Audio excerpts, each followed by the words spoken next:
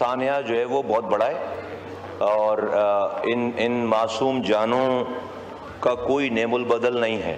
14 بچوں کی شہادت ہوئی ہے, کوئی ایکسپلینیشن نہیں ہے, بالکل ذمہ داری لیتے ہیں. اسٹارٹ فرام مائی سیلف, جو بھی کلپریٹ ہوا, جس کی کوتاہی ہے, ہر کسی ایک آدمی کو بھی اسپیئر نہیں کیا جائے گا, کسی کو بھی اس کو نہیں چھوڑا جائے گا. اور میں بھائی کے یہ شاہد صاحب جو بات کر رہے ہیں, MNA صاحب جو ہے وہ کہ منسٹر کو ریزائن کرنا چاہیے, میں اس والی بات کا بھی جواب نہیں دے رہا. میں نے جو ہے وہ ان کی سوچ سے بھی پہلے وہ کام کیے ہیں جن کو پتہ بھی نہیں ہے.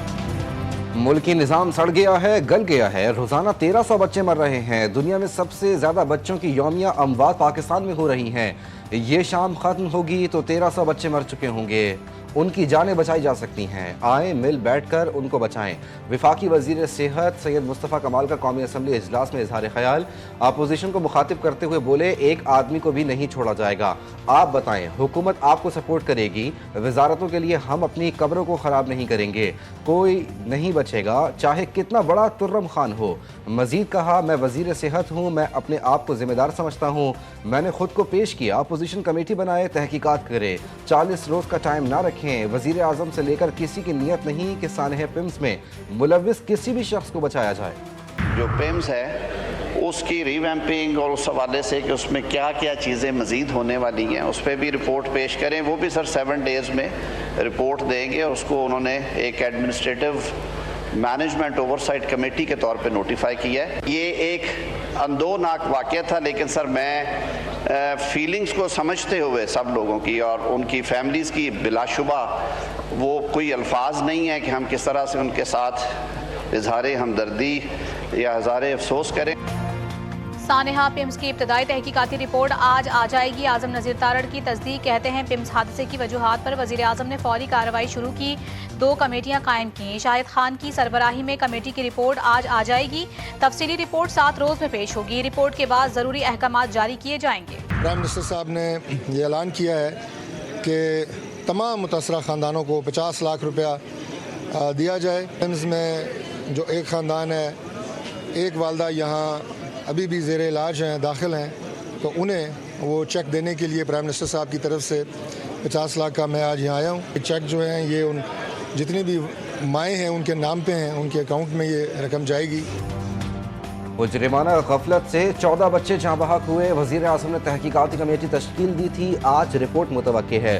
رپورٹ کے بعد ذمہ داروں کا تعین ہوگا. وفاقی وزیر پارلیمانی امور طارق فضل چودھری کہتے ہیں, سانحہ پیمز کے دکھ کو پوری قوم نے محسوس کیا. غفلت کے مرتکب افراد کے خلاف کارروائی میں نرمی نہیں ہوگی. ایک نرسری ہے اور اس میں آگ لگتی ہے, آج میں سمجھتا ہوں 3را دن ہے, ابھی تک ہمیں یہ نہیں پتہ چل سکا کہ وہ آگ کیسے لگی. اوکے, کسی وجہ سے بھی آگ لگی, کیا اس وقت ان بچوں کے پاس کوئی تھا؟ وہ تو آپ کے رحم و کرم پہ نا, جیسے وہ ماں کے رحم و کرم پر ہوتے ہیں. تو آپ نے ان کو بچانے کے لیے کیا کیا؟ سانحہ پیمز پر ہر دل رنجیدہ ہے. ہر سانحے کے بعد کمیٹی بنا دی جاتی ہے, کچھ روز بعد ہم سانحے کو بھول جاتے ہیں. قومی اسمبلی میں گفتگو کرتے ہوئے راجہ پرویز اشرف نے کہا, بچوں کے معاملے میں اسپتالوں کی بہت بڑی ذمہ داری ہوتی ہے. آگ لگنے کے وقت کیا کوئی بچوں کے پاس موجود تھا؟ اسپتالوں کی انتظامیہ اور حفاظتی اقدامات کا جائزہ لینا انتہائی ضروری ہے. ہم بڑے بڑے واقعات کسی نہ کسی طرح ہضم کر جاتے ہیں. یہ سمجھنا پڑے گا مصطفیٰ کمال صاحب کو کہ یہ نہیں ہو سکتا کہ اگر وہ خود میئر ہیں تو سارے اختیارات ان کے پاس ہوں, اور اگر کوئی دوسرا میئر ہے, پیپلز پارٹی کا میئر ہے, تو کہتے ہیں نہیں یار وفاق کے حوالے کر دو. یہ کنفیوز لوگ ہیں, ان کی زندگی, ان کی ہر چیز اپنی ذات سے شروع ہوتی ہے اور اپنی ذات پر ختم ہوتی ہے. سانحہ پیمز پر سیاست نہیں کرنی چاہیے. پیمز معاملے کو سختی سے دیکھنے کی ضرورت ہے. میئر کراچی بیرسٹر مرتضی وہاب کی میڈیا سے گفتگو. مصطفیٰ کمال کو رویہ بہتر کرنے کا مشورہ دیا. بولے, اپنی باری آنے پر مصطفیٰ کمال کہتے ہیں یہ سانحہ ہے. میئر کراچی نے ملیر میں میمن گوٹ روڈ بحالی منصوبے کا افتتاح کیا. پیمز اسپتال میں 14 نومولود بچوں کی اموات کا ذمہ دار کون؟ انکوائری کمیٹی نے تحقیقات کا دائرہ وسیع کر دیا. کمیٹی ارکان کا فائر بریگیڈ ہیڈ کوارٹر کا دورہ. افسران سمیت ریسکیو آپریشن میں شامل اہلکاروں کے بیانات قلم بند کیے. کمیٹی نے آگ لگنے سے لے کر ریسکیو ٹیموں کے اسپتال پہنچنے تک کی مکمل ٹائم لائن کا جائزہ لیا. تحقیقات میں فائر سیفٹی انتظامات, ایمرجنسی ایگزٹس اور امدادی کارروائیوں کا بھی جائزہ لیا گیا. تحقیقاتی کمیٹی کی عبوری رپورٹ آج وزیر اعظم کو پیش کی جائے گی. مکہ دفاعی معاہدے نے پورے خطے میں اتحاد اور امن کا پیغام دیا. معاہدے سے تینوں ممالک مزید قریب آئے. وزیر اعظم شہباز شریف کی سعودی وزیر ماحولیات پانی اور زراعت سے ملاقات میں گفتگو. زرعی اور اقتصادی شعبوں میں تعاون بڑھانے پر اتفاق. وزیر اعظم نے کہا پاکستان اور سعودی عرب کے درمیان گہرے برادرانہ تعلقات ہیں. سعودی وزیر کا زراعت پانی اور غذائی تحفظ میں پاکستان سے تعاون بڑھانے کا عزم. نائب وزیر اعظم اسحاق ڈار کا سعودی وزیر خارجہ سے ٹیلی فون پر رابطہ. علاقائی صورتحال پر تبادلہ خیال. R4 کے آئندہ اجلاس پر بھی بات چیت. اسحاق ڈار نے OIC کے نئے سیکریٹری جنرل کے انتخاب پر سعودی وزیر خارجہ کو مبارکباد دی. وزیر خارجہ کا قریبی رابطہ برقرار رکھنے پر اتفاق. نوجوانوں کو حقائق پر مبنی تجزیاتی صلاحیتوں کے استعمال پر توجہ دینی چاہیے. فیلڈ مارشل سید عاصم منیر کی ہارورڈ بزنس اسکول کے طلباء کے وفد سے گفتگو. ملاقات میں علاقائی اور عالمی صورتحال، پاکستان کے سیکیورٹی تناظر پر تبادلہ خیال کیا گیا. خطے اور اس کے باہر امن، استحکام اور خوشحالی کے فروغ کی کوششوں پر بھی بات چیت ہوئی.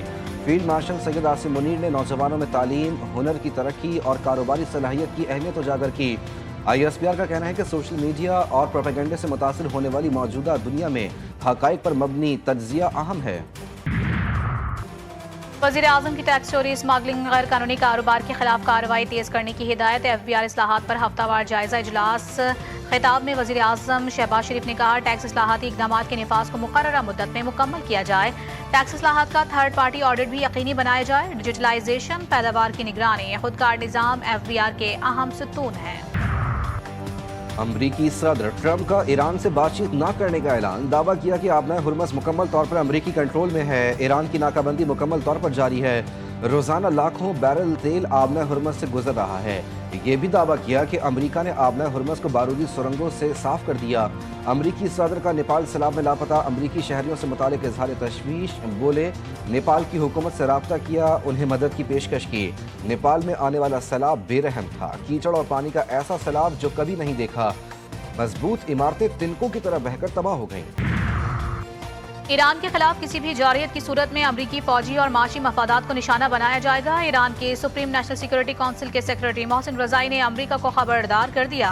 تہران میں قطری وزیر اعظم سے ملاقات میں کہا کہ ایران کو امریکہ پر اعتماد نہیں، کیونکہ واشنگٹن ماضی میں سفارتکاری اور مذاکرات کو دھوکہ دے چکا ہے. مسلم ممالک کی جانب سے فلسطینیوں کی زمینوں پر قبضے کی اسرائیلی پالیسی کی مذمت. جدہ میں اسلامی ممالک کے وزرائے خارجہ کا اہم اجلاس. OIC کے رکن ممالک اور وفود کی شرکت. عالمی برادری سے مطالبات پر مبنی قرارداد منظور. اسرائیلی توسیع ایجنڈا روکنے کے لیے اقدامات کا مطالبہ بھی کیا گیا. اجلاس میں فلسطینی عوام پر جبر روکنے کے لیے قانونی اقدامات پر زور دیا گیا. پاکستان مندوب نے کہا کہ OIC کشمیریوں کے لیے مزید کوششیں کرے. بگ ڈیٹا پائیدار ترقی کے لیے مؤثر منصوبہ بندی کا اہم ذریعہ. جدید دور کی معیشت اور ترقی میں بنیادی کردار ادا کر رہا ہے. وزیر اعلیٰ پنجاب مریم نواز شریف کا China international big data industry expo کی تقریب سے خطاب. کہا دونوں ممالک کے درمیان باہمی اعتماد پر مبنی مضبوط تعلقات ہیں. پنجاب کو جدید ٹیکنالوجی اور مصنوعی ذہانت کا مرکز بنا رہے ہیں. مصنوعی ذہانت، بگ ڈیٹا اور جدید ٹیکنالوجی ترقی کی بنیاد ہے.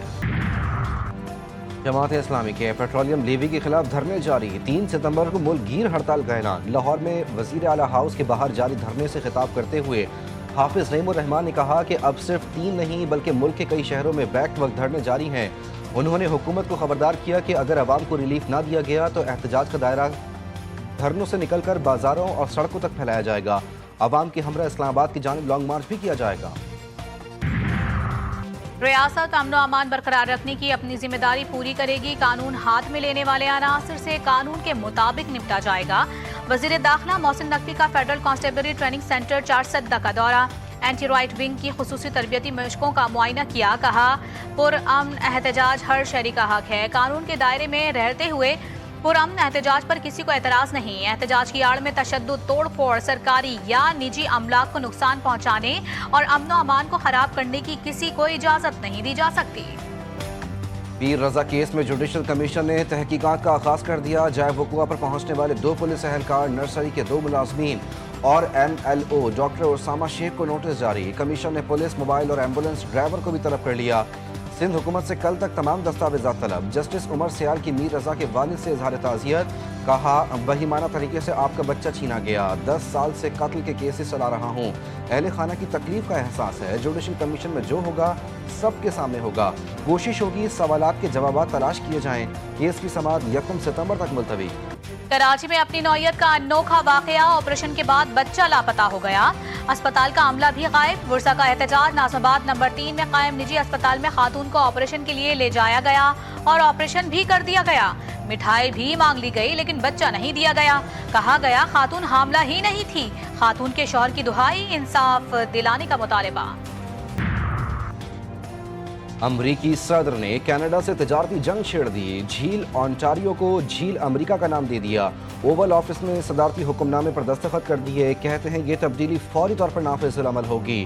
جھیل آنٹاریو امریکہ کی ریاست نیو یارک اور کینیڈا کے صوبے آنٹاریو کے درمیان واقع ہے۔ کینیڈین وزیر اعظم مارک کارنی کا امریکی صدر کے اقدام پر سخت رد عمل، کہا جھیل آنٹاریو کا نام امریکہ کے اعلان آزادی اور کینیڈا کی کانفیڈریشن سے بھی پرانا ہے، یہ ہمیشہ جھیل آنٹاریو ہی رہے گی۔